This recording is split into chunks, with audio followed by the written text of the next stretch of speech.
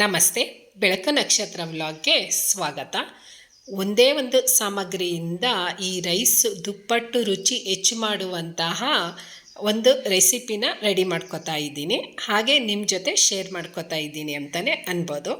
ಈ rice ವೆಜ್ಗೂ suit ಆಗುತ್ತೆ ಮತ್ತು ನಾನ್ ವೆಜ್ಗೂ ಸೂಟ್ ಆಗುತ್ತೆ.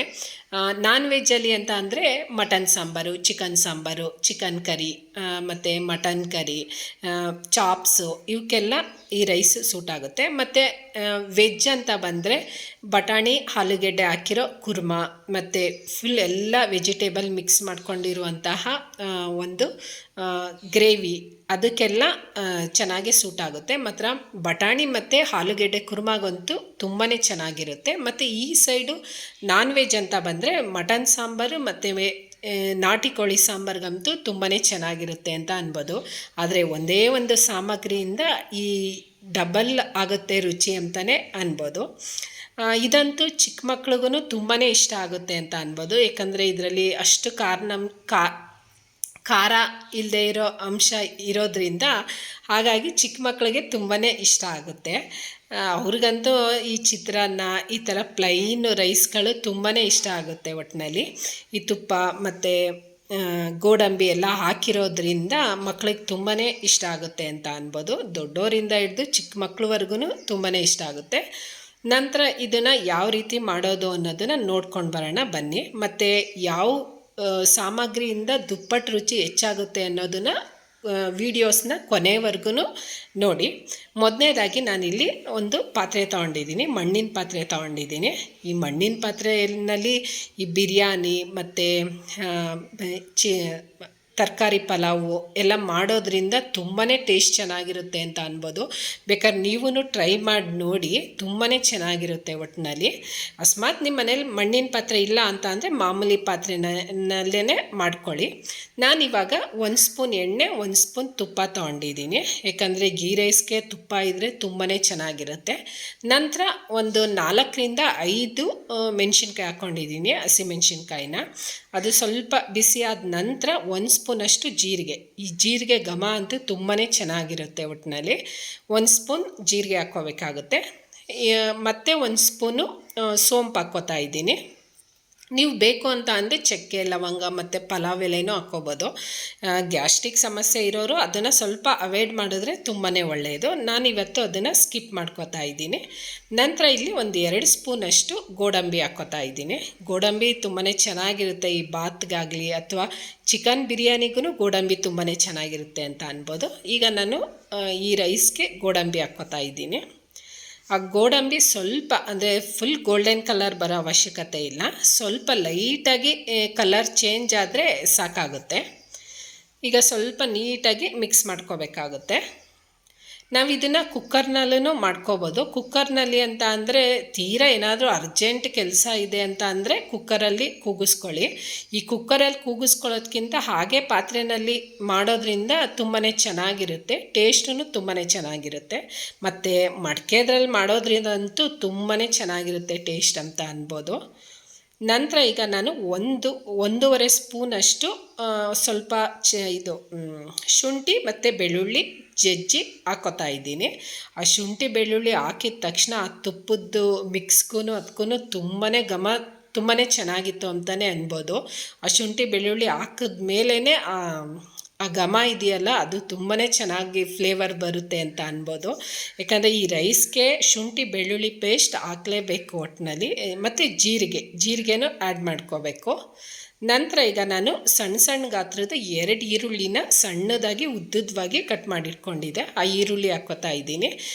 ಅಕಸ್ಮಾತ್ 1 ಈರುಳ್ಳಿ ದಪ್ಪದಾಗಿದೆ ಅಂತ ಅಂದರೆ 1 ಈರುಳ್ಳಿ ಸಾಕಾಗುತ್ತೆ. ಯಾಕಂದರೆ 2 ಪಾವ್ ಅಕ್ಕಿಗೆ ಜಾಸ್ತಿ ಈರುಳ್ಳಿ ಹಾಕೋ ಅವಶ್ಯಕತೆ ಇಲ್ಲ. ಚಿಕ್ಕದಾದರೆ 2 ಹಾಕ್ಕೊಳ್ಳಿ, ಅಕಸ್ಮಾತ್ ದೊಡ್ಡದಾದರೆ 1 ಈರುಳ್ಳಿ ಸಾಕಾಗುತ್ತೆ. ಆ ಈರುಳ್ಳಿನೂ ಚೆನ್ನಾಗಿ ಹುರ್ಕೋಬೇಕಾಗುತ್ತೆ. ಈಗ ಹುರ್ಕೊಂಡಿದ್ದ ನಂತರ ಎಲ್ಲ ನೀಟಾಗಿ ಮಿಕ್ಸ್ ಮಾಡ್ಕೋಬೇಕಾಗುತ್ತೆ. ಯಾಕಂದರೆ ಪದೇ ಪದೇ ಅಲ್ಲೇ ನಿಂತ್ಕೊಂಡು ಮಡಿಕೆದ್ರಲ್ಲಿ ಅಡುಗೆ ಮಾಡೋದ್ರಿಂದ ನೀಟಾಗಿ ಆಗುತ್ತೆ ಅಂತಲೇ ಅನ್ಬೋದು. ಯಾಕಂದರೆ ಸ್ವಲ್ಪ ಆ ಕಡೆ ಈ ಕಡೆ ಹೋದ್ರೂ ತಳ ಹತ್ತುತ್ತೆ. ಹಾಗಾಗಿ ಈಗೆಲ್ಲ ಚೆನ್ನಾಗಿ ಮಿಕ್ಸ್ ಮಾಡಿಕೊಂಡು ಹುರ್ಕೊಂಡಿದ್ದಾಗಿದೆ. ಈಗ ಈಗ ಹುರ್ಕೊಂಡಿದ್ದು ಆಗಿದ ನಂತರ ನಾನಿಲ್ಲಿ ಸ್ವಲ್ಪ ರುಚಿಗೆ ತಕ್ಕಷ್ಟು ಉಪ್ಪು ಹಾಕೋತಾ ಇದ್ದೀನಿ. ಯಾಕಂದರೆ ಆ ಈರುಳ್ಳಿಗೆ ಸ್ವಲ್ಪ ಉಪ್ಪಿನಂಶ ಮಿಕ್ಸ್ ಆದರೆ ಟೇಸ್ಟ್ ತುಂಬಾ ಚೆನ್ನಾಗಿರುತ್ತೆ. ಅಂದರೆ ರೈಸ್ ತಿನ್ನಬೇಕಾದ್ರೆ ಈರುಳ್ಳಿ ತಿಂದಾಗ ಅದು ಸ್ವಲ್ಪ ಉಪ್ಪು ಹಿಡಿದಾಗ ಆ ಟೇಸ್ಟು ಚೆನ್ನಾಗಿರುತ್ತೆ ಅನ್ನೋ ಕಾರಣಕ್ಕೆ. ನಂತರ ಇಲ್ಲಿ ನಾನು 2 ಪಾವಷ್ಟು ಅಕ್ಕಿ ತೊಗೊಂಡಿದ್ದೀನಿ, ಒಂದು ಬೌಲಲ್ಲಿ ತೊಗೊಂಡಿದ್ದೀನಿ. ಆ ಬೌಲಲ್ಲಿ ಯಾವ ಲೆವೆಲ್ವರೆಗೆ ಅಕ್ಕಿ ಇದೆ ಅಂತ ನೋಡ್ಕೋಬೇಕಾಗುತ್ತೆ ಸಮ ಮಾಡಿಕೊಂಡು. ಆ ನಂತರ ನಾನಿಲ್ಲಿ ಅಕ್ಕಿನ ಹಾಕ್ಕೋತಾ ಇದ್ದೀನಿ. ಸೇಮ್ ಅದೇ ಬೌಲ್ನಲ್ಲಿ ನಾವು 2 ಕಪ್ಪಷ್ಟು ನೀರು ಹಾಕ್ಕೋಬೇಕಾಗುತ್ತೆ. ಯಾಕಂದರೆ ಯಾವ ಲೆವೆಲಲ್ಲಿ ಅಕ್ಕಿ ಇತ್ತು ಅದೇ ಲೆವೆಲಲ್ಲಿ ನೀರು ಆ್ಯಡ್ ಮಾಡ್ಕೋಬೇಕಾಗುತ್ತೆ. ಅಕಸ್ಮಾತ್ ಬೇಗ ಕ್ವಿಕ್ಕಾಗಿ ನಿಮಗೆ ರೈಸು ಬೇಗ ಆಗಬೇಕು ಅಂತ ಅಂದರೆ ಅಲ್ಲೇ ಪಕ್ಕದಲ್ಲಿ ಬಿಸಿ ನೀರು ಇಟ್ಕೊಂಡು ಆ ಬಿಸಿ ನೀರನ್ನ 2 ಬೌಲಷ್ಟು ಹಾಕ್ಕೋಬೇಕಾಗುತ್ತೆ. ನಾನೀಗ ಮೊದಲನೇದಾಗಿ ಯಾವ ಲೆವೆಲಲ್ಲಿ ಇತ್ತು ಆ ಲೆವೆಲಲ್ಲಿ ನೀರನ್ನ ಹಾಕ್ಕೊಂಡು ನಾನು ನಿಮಗೆ ತೋರಿಸ್ತಾ ಇದ್ದೀನಿ. ನೋಡಿ, ಸೇಮ್ ಲೆವೆಲಲ್ಲಿ ಅಕ್ಕಿ ಇತ್ತು, ಅದೇ ಅಕ್ಕಿ ಲೆವೆಲಲ್ಲೇ ನಾನು ನೀರು ತೊಗೊಂಡಿದ್ದೀನಿ. ಆ ನೀರನ್ನ ಆ್ಯಡ್ ಮಾಡ್ಕೋತಾ ಇದ್ದೀನಿ.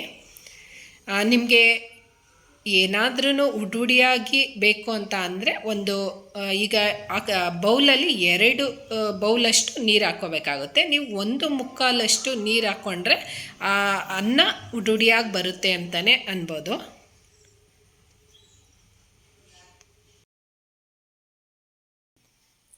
ನಿಮ್ಗೇನಾದರೂ ತೀರಾ ಉಡುಡಿಯಾಗಿರಬೇಕು ಅಂತ ಅಂದರೆ 1/4 ಬೌಲಷ್ಟು ನೀರು ಹಾಕ್ಕೊಂಡ್ರೆ ಕರೆಕ್ಟಾಗಿ ಉಡುಡಿಯಾಗಿ ಬರುತ್ತೆ ಅಂತಲೇ ಅನ್ಬೋದು.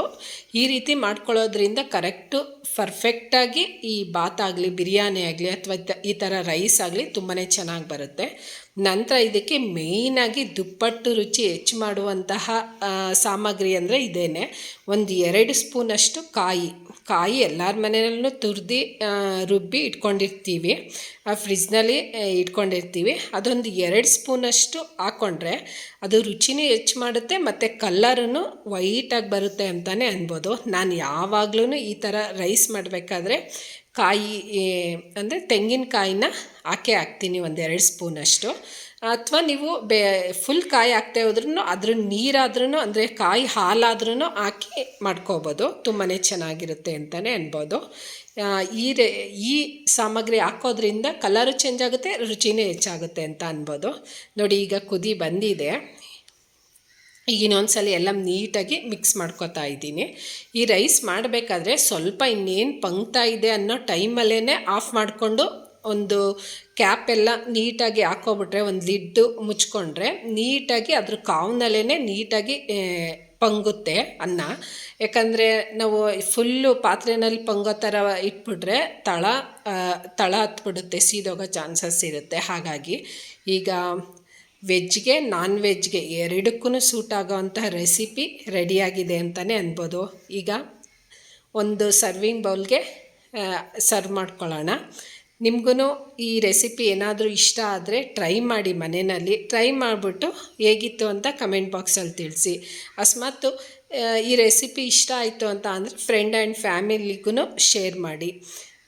ಮತ್ತು ನೀವು ಯಾರಾದರೂ ನನ್ನ ಚಾನಲ್ಗೆ ಹೊಸಬ್ರಾಗಿದ್ದರೆ ಸಬ್ಸ್ಕ್ರೈಬ್ ಮಾಡಿಕೊಂಡು ವೀಡಿಯೋಸ್ನ ನೋಡಿ, ಸಬ್ಸ್ಕ್ರೈಬ್ ಆಗಿರೋರು ಸುಧಾ ವೀಡಿಯೋಸ್ನ ನೋಡಿ, ಮತ್ತು ಫ್ರೆಂಡ್ ಆ್ಯಂಡ್ ಫ್ಯಾಮಿಲಿಗೂ ಶೇರ್ ಮಾಡಿ ಅಂತ ಮತ್ತೊಂದು ಸಲ ಹೇಳ್ತೀನಿ.